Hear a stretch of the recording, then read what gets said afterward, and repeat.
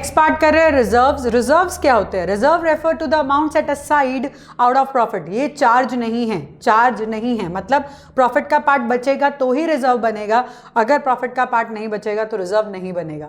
Of the business with the view of strength in the financial position, मतलब कि ऐसा नहीं है कि आगे वाले नॉन सर्टेन लाइबिलिटीज को हम पूरा करने के लिए कुछ एक प्रोविजंस बना रहे, नहीं, यहाँ पे हम सिर्फ फाइनेंशियल पोजीशन को स्ट्रेंथन करने के लिए प्रॉफिट का पार्ट जो बच गया, सारे काम हो गए फिर भी प्रॉफिट बच गया, तो उसके पार्ट को हम रिजर्व में डाल रहे हैं। It is an appropriation of profit and not a charge against the profit. Appropriation है, प्रॉफिट बचेगा तो ही बनाना है, चार्ज नहीं है। प्रॉफिट ना हो तो रिजर्व नहीं बनेगा, प्रॉफिट ना हो तो रिजर्व नहीं बनेगा।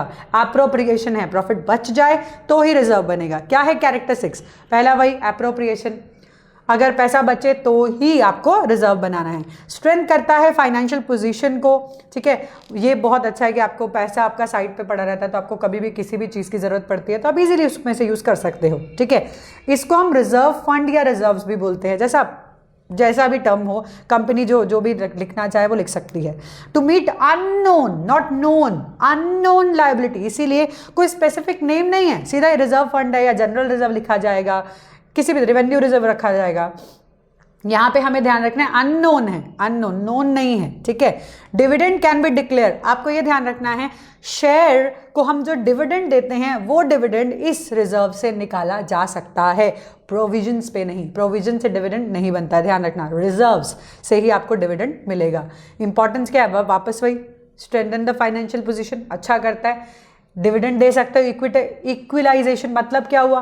पिछले साल हमने इतना डिविडेंड दिया था, इस साल भी उतने ही लेवल पे आप डिविडेंड दो, तो शेयर होल्डर का आपके ऊपर ट्रस्ट बनता है, तो वो तब दे पाओगे जब रिजर्व पड़े हो। मान लो इस साल इतने प्रॉफिट नहीं हुए तो वो रिजर्व्स पड़े हैं, उनमें से उठाकर आपने इस साल डिविडेंड दे दिया, तो आपकी कंपनी की पोजीशन बच गई, है ना। सो वो आपके लिए अच्छा है। स्पेसिफिक पर्पस के लिए अगर आपको कोई फंड देना हो तो आप दे सकते हो, लेकिन हाँ, वो स्पेसिफिक फंड ऐसे नहीं, डेप्रिसिएशन का नहीं बनता है, इस तरीके से नहीं, नॉन लायबिलिटी नहीं।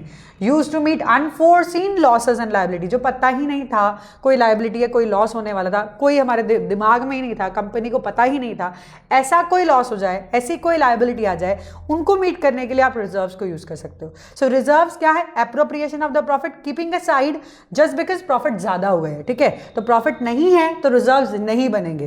लेट्स सी इसके बाद हम जो करने वाले हैं, that is a difference between reserve and provision.